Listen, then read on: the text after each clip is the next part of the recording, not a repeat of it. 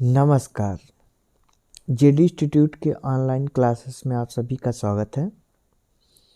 जैसा कि आप लोग को एक खुशखबरी देना है कि लेखपाल की 8000 वैकेंसी आ चुकी है। आप सबको इस ऑनलाइन माध्यम से संपूर्ण लेखपाल की तैयारी कराई जाएगी। आप लेखपाल वैकेंसी के लिए हमारे चैनल से जुड़े रहें। इस लेखपाल तैयारी में सबसे पहले आधुनिक भारत के इतिहास के एमसीक्यूज़ को शुरू किया जा रहा है, जिसमें से आज पहला चैप्टर है भारत में यूरोपीय कंपनियों के आगमन। इससे संबंधित सारे इम्पोर्टेंट एमसीक्यूज़ आपको कराए जाएंगे। चलिए अपने क्वेश्चन की तरफ चलते हैं। पहला क्वेश्चन है, केप ऑफ गुड होप के रास्ते भारत तक के समुद्री रास्ते की खोज किसने की? तो इसका आंसर है वास्को डिगामा ने। किसने की? वास्को डिगामा ने। चलिए आगे चलते हैं। वास्को डिगामा प्रथम बार भारत कालीकट बंदरगाह पर कब आया था? तो इसका आंसर है 1498 ईस्वी में। कब आया था? 1498 ईस्वी में। चलिए आगे बढ़ते हैं। अगला क्वेश्चन है, वास्को डिगामा निम्नलिखित में से किसकी सहायता से कालीकट के प्रसिद्ध बंदरगाह पर आया था? तो इसका उत्तर है गुजराती पथ प्रदर्शक अब्दुल मनिक की सहायता से। ये क्वेश्चन बहुत इंपॉर्टेंट है। चलिए आगे बढ़ते हैं। अगला क्वेश्चन है, पुर्तगाली यात्री वास्को डिगामा का काली तट में स्वागत करने वाला भारतीय राजा का नाम बताइए। तो वास्को डिगामा का काली तट में स्वागत किस भारतीय राजा ने किया था? इसका आंसर है जमोरिन। जमोरिन। ठीक, आगे बढ़ते हैं। पुर्तगाली उपनिवेश का प्रथम वायसराय भारत में कौन हुआ? पुर्तगाली उपनिवेश का प्रथम वायसराय भारत में कौन हुआ? इसका आंसर है अल्मीडा।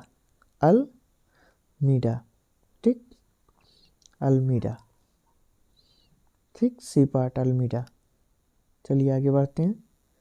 निम्नलिखित में से कौन सा स्थान भारत में पुर्तगालियों का मुख्य ख्यालय था? तो इसका आंसर है गोवा। ठीक है, आगे बढ़ते हैं। निम्न में से कौन सा नीला जल योजना ब्लू वाटर पॉलिसी से संबंधित है? ए है अल्मीडा, बी है अल्बुकर्क, डुप्ले या रॉबर्ट क्लाइव। यूकेपीसीएस 2016 का क्वेश्चन है। तो इसका आंसर है द अल्मीडा। ठीक है, आगे बढ़ते हैं। पुर्तगालियों द्वारा कालीकट में से ले जाने वाले कालीकट के सूती कपड़ों यूरोप में आमतौर पर क्या कहलाते थे? तो इसका आंसर है कैलिको।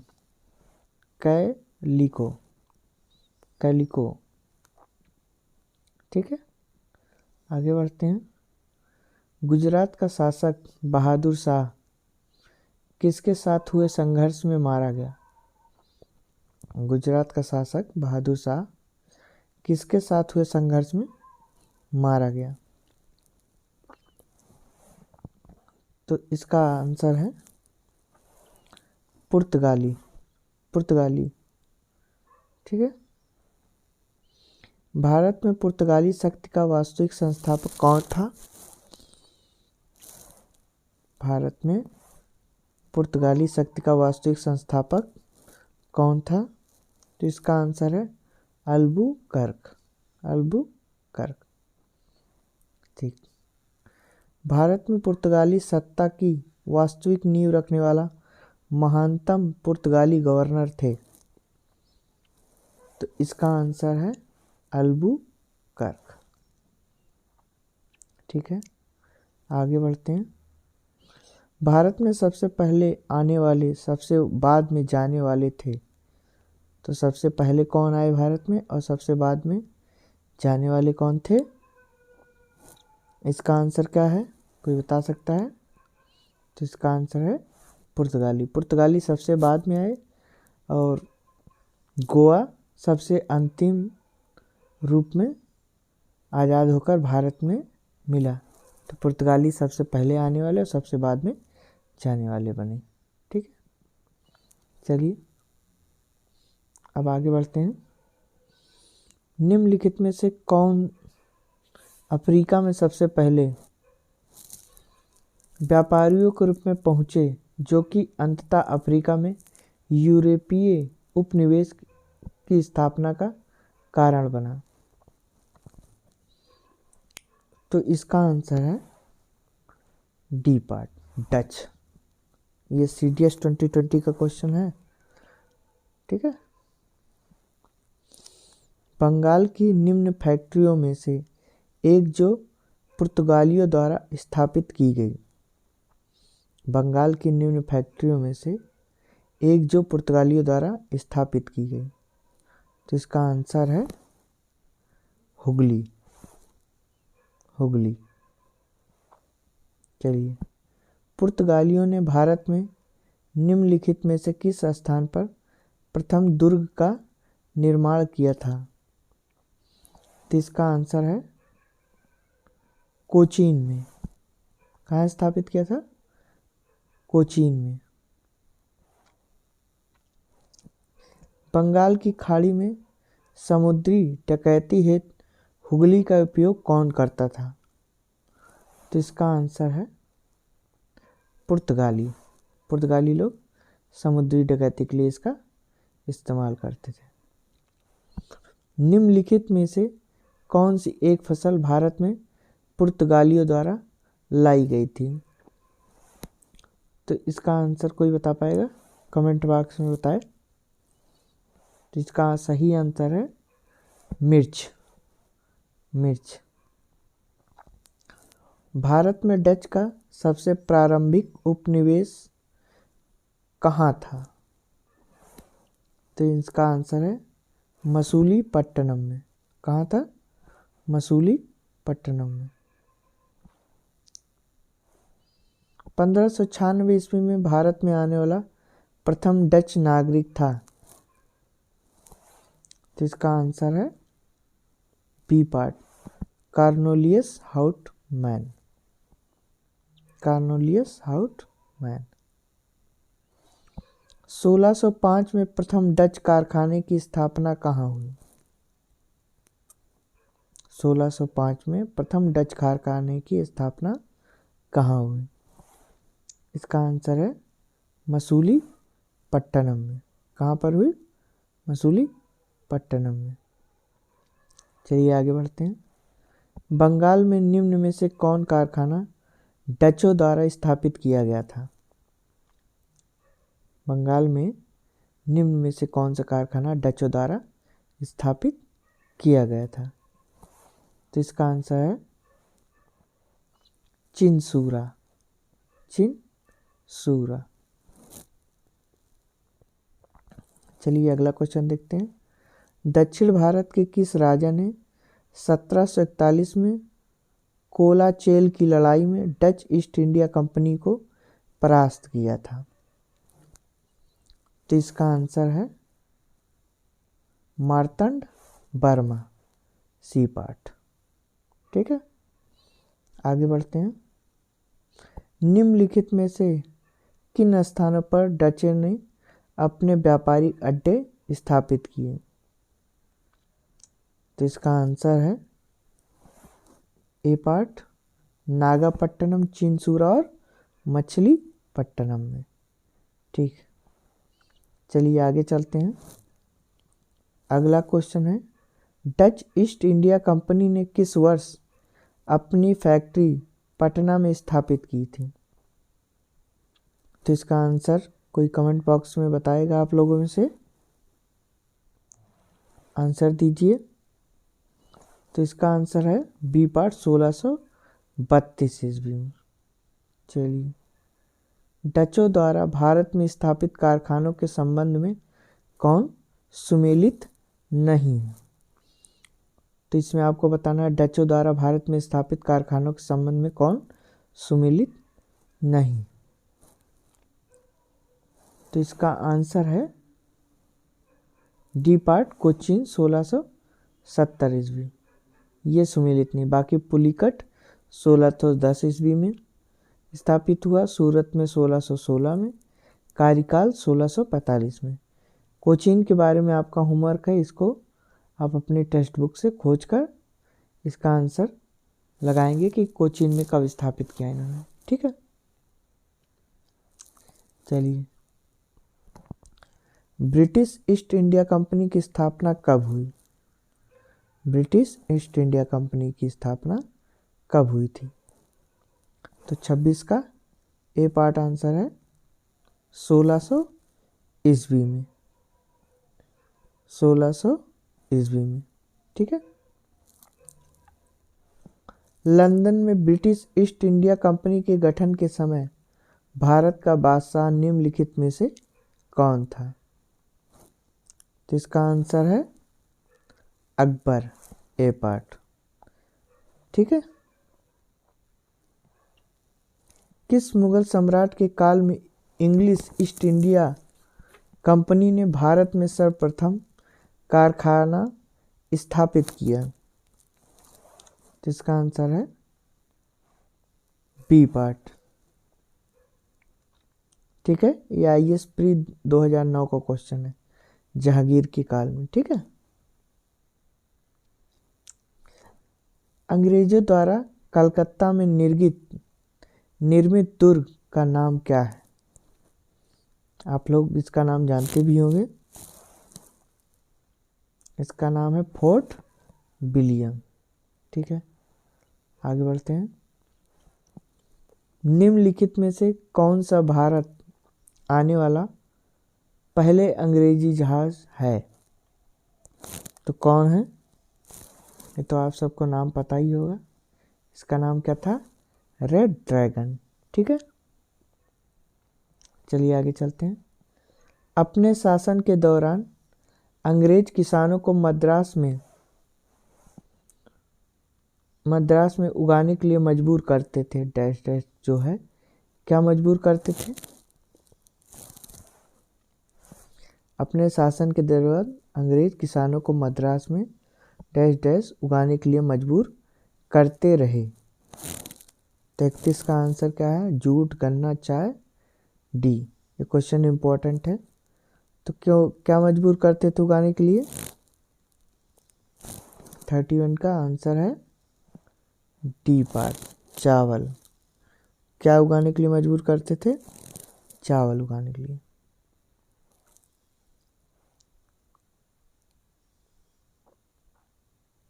अपने शासन के दौरान अंग्रेज किसानों को असम में डैश डैश उगाने के लिए मजबूर करते थे। अब असम के बारे में बताना है, तो इसका आंसर है बी पार्ट, चाय। क्या मजबूर करते थे? चाय उगाने के लिए। 1608 ईस्वी में जहांगीर के काल में कौन सा दूत जेम्स प्रथम का भारत आया था? जहांगीर के काल में कौन सा दूत भारत आया था? इसका आंसर है 33 का बी पार्ट, कैप्टन हॉकिंस। ठीक है, चलिए आगे चलते हैं। किस अंग्रेज डॉक्टर ने मुगल बादशाह शाहजहां की पुत्री का सफलतापूर्वक इलाज किया था? तो इसका आंसर कोई बता पाएगा? 34 का आंसर है सी पार्ट, गैब्रियल बाटन ने। ठीक है, चलिए आगे चलते हैं। ईस्ट इंडिया कंपनी की प्रथम फैक्ट्री कहाँ स्थापित की गई? ईस्ट इंडिया कंपनी की प्रथम फैक्ट्री कहाँ स्थापित की गई? तो इसका आंसर है इसका आंसर है डी पार्ट। क्या आंसर है इसका? डी पार्ट, सूरत में। ठीक है, चलिए आगे चलते हैं। निम्नलिखित में से किस अंग्रेज अधिकारी ने पुर्तगालियों को स्वाली के स्थान पर हराया? किस अंग्रेज अधिकारी ने पुर्तगालियों को स्वाली के स्थान पर हराया? ये बीपीएससी 2000 का क्वेश्चन है। तो इसका आंसर है थॉमस बेस्टने। थॉमस बेस्टने। अगला क्वेश्चन आईएएस प्री 2018 का। 18वीं शताब्दी के मध्य इंग्लिश ईस्ट इंडिया कंपनी के द्वारा बंगाल से निर्यातित प्रमुख उपयोगी पदार्थ स्टेपल कमोडिटीज क्या थे? तो इसका आंसर कोई कमेंट बॉक्स में बताए। अच्छा क्वेश्चन है। चलिए, इसका आंसर है कपास, रेशम, सोरा और अफीम, डी पार्ट। चलिए आगे बढ़ते हैं। ईस्ट इंडिया कंपनी के किस गवर्नर को औरंगजेब द्वारा भारत से निष्कासित किया गया? तो इसका आंसर है 38 का आंसर है B part. Sir John Child. Sir John Child. चलिए, अंग्रेजी शासन काल में भारत का कौन सा क्षेत्र अफीम उत्पादन के लिए प्रसिद्ध था? तो इसका आंसर है ए पार्ट, बिहार। ठीक है। अंग्रेजों ने निम्नलिखित स्थानों पर जिस क्रम में अपने व्यापार केंद्र स्थापित किए उनका सही कालक्रम है? तो अंग्रेजों के द्वारा स्थापित व्यापार केंद्र का सही कालक्रम, इसका आंसर है सी पार्ट। पहले सूरत में, फिर मद्रास, फिर बंबई, फिर कलकत्ता। 1651 में मुगलों द्वारा बंगाल में किस स्थान पर ईस्ट इंडिया कंपनी को व्यापार करने और फैक्ट्री बनाने की अनुमति दी गई थी? तो इसका आंसर है बी पार्ट, कासिम बाजार में। ठीक है। 1651 में मुगलों द्वारा बंगाल में किस स्थान पर ईस्ट इंडिया कंपनी को व्यापार करने और फैक्ट्री बनाने की अनुमति दी गई थी? तो इसका आंसर है कासिम बाजार में। ठीक है। चलिए, अगला क्वेश्चन है, फोर्ट विलियम जॉर्ज कलकत्ता का संस्थापक कौन था? तो इसका आंसर है जाब चार नॉक। जाब चार नॉक। चलिए, निम्नलिखित में से कौन फोर्ट विलियम का प्रथम प्रेसिडेंट था? तो इसका आंसर है sir Charles Eyre. Sir Charles Eyre. Then East India Company की स्थापना कब हुई थी? डेन ईस्ट इंडिया कंपनी की स्थापना हुई थी, इसका आंसर है 1616 ईस्वी में। तंजौर के किस शासक ने स्वेच्छा से डेनियस व्यापारियों के साथ समझौता किया था? तो इसका आंसर है 45 का सी पार्ट, राजा रघुनाथ नायक ने। डेन ईस्ट इंडिया कंपनी द्वारा 1620 में प्रथम फैक्ट्री कहाँ स्थापित किया गया? तो इसका आंसर है त्रांकोबार में। ठीक है। चलिए, बंगाल में किस भाग में 1676 ईस्वी में द्वितीय डेनिश कारखाने की स्थापना व्यापार को गति देने के उद्देश्य से कहाँ की गई थी? तो इसका आंसर है ए पार्ट, कहाँ पे की गई थी? श्री रामपुर में। डेनो ने 1845 में अपना समस्त भारतीय कारखाना किस व्यापारिक कंपनी के हाथों बेच दिया और स्वदेश लौट गए? तो इसका आंसर है किसके हाथों बेच दिया? अंग्रेजों के हाथ। किसके हाथ? अंग्रेजों के हाथ। चलिए, फ्रांसीसी ईस्ट इंडिया कंपनी ने भारत में अपना कारखाना सबसे पहले कहाँ स्थापित किया था? तो इसका आंसर है फ्रांसीसियों ने अपना प्रथम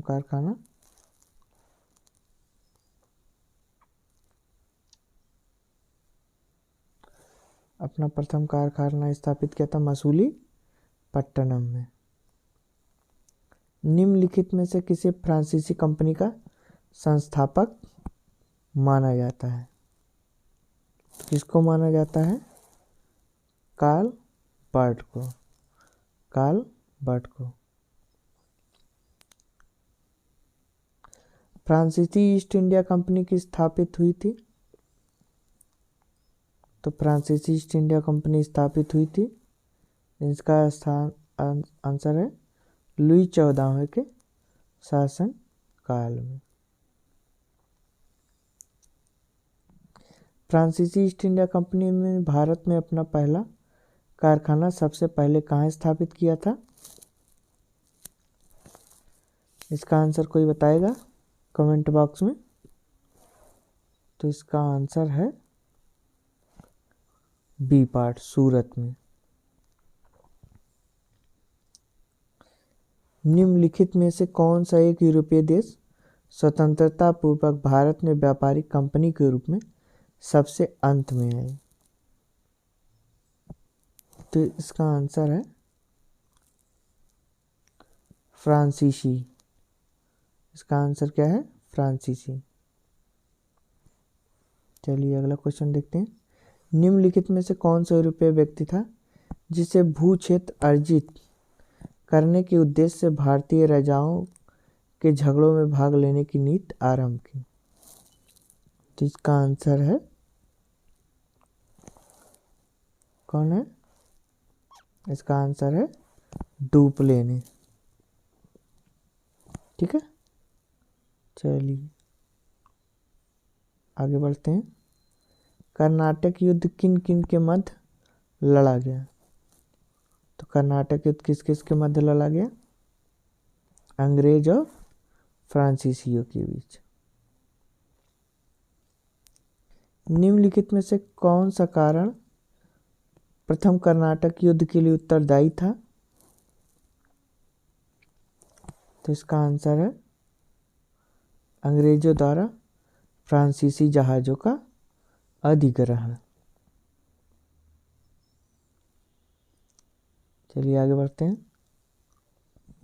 अंबूर के युद्ध 1749 में मुजफ्फर जंग, चंदा साहब और डुप्ले की संयुक्त सेना ने कर्नाटक के किस सत्तासीन नवाब को पराजित किया था?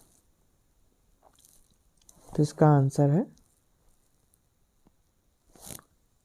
57 का आंसर कोई बताएगा? इसका आंसर है अनवरुद्दीन।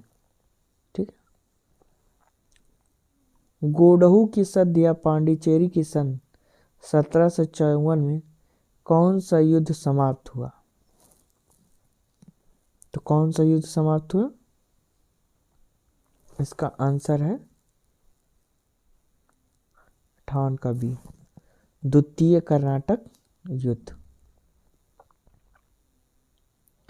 वांडियास के युद्ध 1768 में अंग्रेजों द्वारा कौन पराजित हुआ? तो इसके द्वारा कौन पराजित हुआ? वांडियास के युद्ध द्वारा फ्रांसीसी। ठीक है, चलिए। फ्रांसीसी दक्कन में शक्ति आंदोलन स्थापित करने में असफल रहे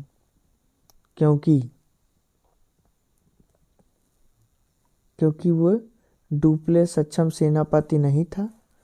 अंग्रेजों की फौज शक्तिशाली थी। भारतीय लोग फ्रांसीसियों को पसंद नहीं करते थे। पांडिचेरी सामरिक केंद्र था। तो 60 का आंसर आप लोग बताइए। तो 60 का आंसर है बी पार्ट। अंग्रेजों की फौज कैसी थी? शक्तिशाली थी। अब अगला क्वेश्चन है, निम्नलिखित में से कौन सा सुमेलित नहीं है? यूपी जीआईसी 2017 का क्वेश्चन है, आप लोग बताइए। तो इसमें से कौन सा सुमेलित नहीं है? कर्नाटक का तृतीय युद्ध, ये सुमेलित नहीं।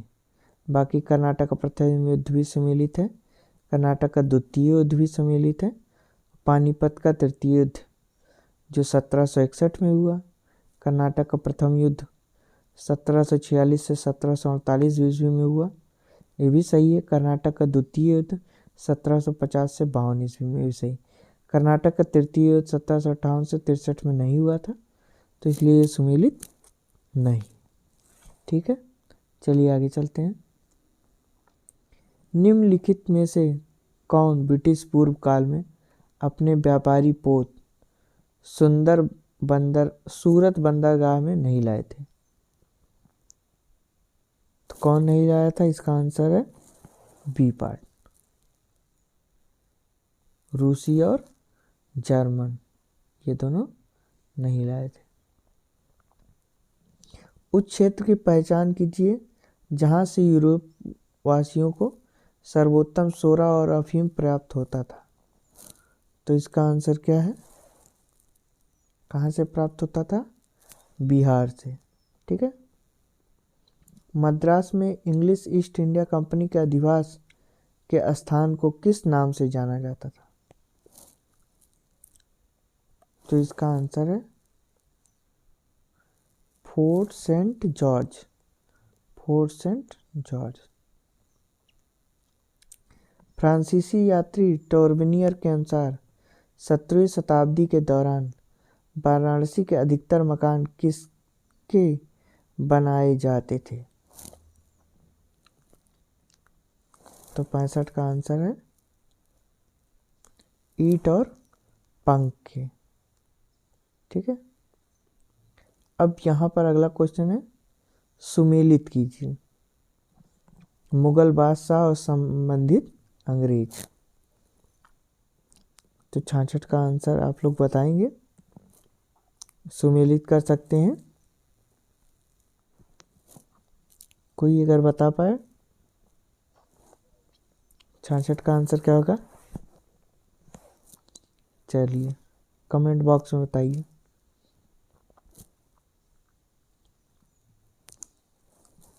तो यहाँ पर जहांगीर का आंसर क्या होगा? Sir Thomas raw. ठीक है। शाहजहां का है गैब्रियल बाटन। ठीक है। औरंगजेब का क्या है? औरंगजेब का है विलियम हैज़स। ठीक है ना। शाह आलम द्वितीय का है क्लाइव। तो आपका आंसर क्या बन गया? B part. ठीक है। चलिए आगे चलते हैं। ये भी आईएएस प्री का क्वेश्चन है। दोनों सूचियों को क्या करना है? सुमेलित करना है। ठीक है ना। एक तरफ कौन है? समुद्री यात्री हैं, दूसरी तरफ देश हैं। वो किस देश के थे? चलिए इस क्वेश्चन का आंसर आप लोगों में से कोई बता पाएगा? ठीक, कमेंट बॉक्स में बताइए। चलिए कोई बता पाएगा? चलिए हम बताते हैं। ठीक है। तो वास्को डी गामा कहाँ का रहने वाला था? वास्को डी गामा पुर्तगाल का। ठीक है। और क्रिस्टोफर कोलंबस कहाँ का रहने वाला था? कोलंबस स्पेन का रहने वाला था। कैप्टन कुक कहाँ का था? कैप्टन कुक ग्रेट ब्रिटेन का। तस्मान कहाँ का रहने वाला था? तो ये हॉलैंड का रहने वाला था। तो आपका आंसर क्या बन गया? B part. ठीक है। चलिए आगे चलते हैं। यहाँ पे भी सूची 1 को 2 से कूट से सही उत्तर चुनना है, सुमेलित कीजिए, ठीक है ना। तो यहाँ सूची है 1 और 2 क्या है, एक तरफ स्थान का नाम है, दूसरी तरफ वहाँ पर पहुँचने वाले विदेशी लोगों के नाम है, ठीक है ना। चलिए, पहली सूची में है पांडिचेरी, गोवा, ट्रांकोर, मद्रास। दूसरी सूची में कौन है, डच, फ्रेंच, पुर्तगीज और डेनिश। चलिए, कोई बता पाएगा इसका आंसर, सुमेलित कर पा सकते हैं। चलिए, कमेंट बॉक्स में आंसर बताइए।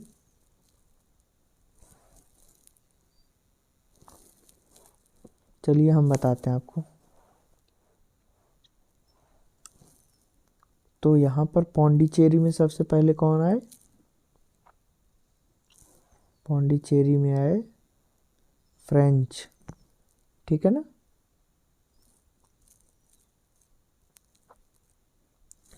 उसके बाद अगला है गोवा, तो गोवा में कौन आए, पुर्तगीज, ठीक है ना। उसके बाद ट्रांकोर में कौन आए, डेनिश या डेन। मद्रास में कौन आए, डच, ठीक है। इस प्रकार से आपका आंसर क्या बना 68 का, 68 का आंसर है ए पार्ट, ठीक है। ए पार्ट आपका आंसर बनता है, ठीक। चलिए, किन यूरोपीय शक्तियों ने भारतीय व्यापार में समय समय पर प्रवेश किया, तो उनका सही कालक्रम बताना है। कौन कौन प्रवेश किया 69 का। तो सबसे पहले कौन आए इसमें, सबसे पहले आए पुर्तगाली, ठीक। पुर्तगालियों के बाद कौन आए, उनके बाद आए डच, डच के बाद आए अंग्रेज, अंग्रेज के बाद आए फ्रांसीसी। तो आपका आंसर क्या बनता है 69 का बी पार्ट, ठीक है। निम्न कथनों पर विचार कीजिए।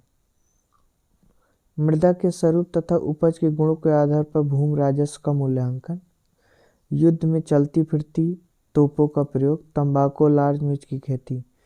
उपरोक्त में से कौन सा अंग्रेजों की भारत की देन थी, तो इसमें कौन कौन सी चीज़ें भारत में अंग्रेजों की देन थी और कौन सी नहीं थी। तो इसमें से अंग्रेजों की देन कौन कौन सी थी, कोई जानता है इसका आंसर, तंबाकू, लाल मिर्च की खेती, इसमें चलती फिरती तोपों का प्रयोग, मृदा में गुणों के आधार पर भूमि का राजस्व वसूलना। तो इसमें से अंग्रेजों में भारत की देन का आंसर क्या है, इसमें से कोई नहीं, इसमें से कोई नहीं, इसमें से कोई नहीं। तब आपको आपके लिए का क्वेश्चन बचता है कि आप इन तीनों चीज़ को किसने दिया भारत के लिए, इसको सर्च करेंगे और जानेंगे, ठीक है। तो हमारा आज का इतिहास का पहला चैप्टर के इम्पोर्टेंट क्वेश्चन समाप्त हुए। इस चैप्टर का नाम था भारत में यूरोपीय कंपनियों के आगमन, भारत में यूरोपीय कंपनियों के आगमन। अब अगला चैप्टर आपका स्टार्ट होगा, आधुनिक भारत में ब्रिटिश आर्थिक नीतियाँ एवं कृषक, जनजातीय तथा श्रमिक आंदोलन। इससे संबंधित आपके जितने भी क्वेश्चंस हैं वो सॉल्व कराए जाएंगे। आपका आधुनिक भारत के सारे MCQs जो इम्पोर्टेंट क्वेश्चंस हैं वो सारे आपको कराए जाएंगे। आप लोग अच्छे से मन लगाकर लेखपाल के लिए टारगेट करिए और पढ़िए। आप सभी से बस एक विनम्र निवेदन है कि JD इंस्टीट्यूट के YouTube चैनल को लाइक करें, शेयर करें और सब्सक्राइब करें। बहुत बहुत धन्यवाद।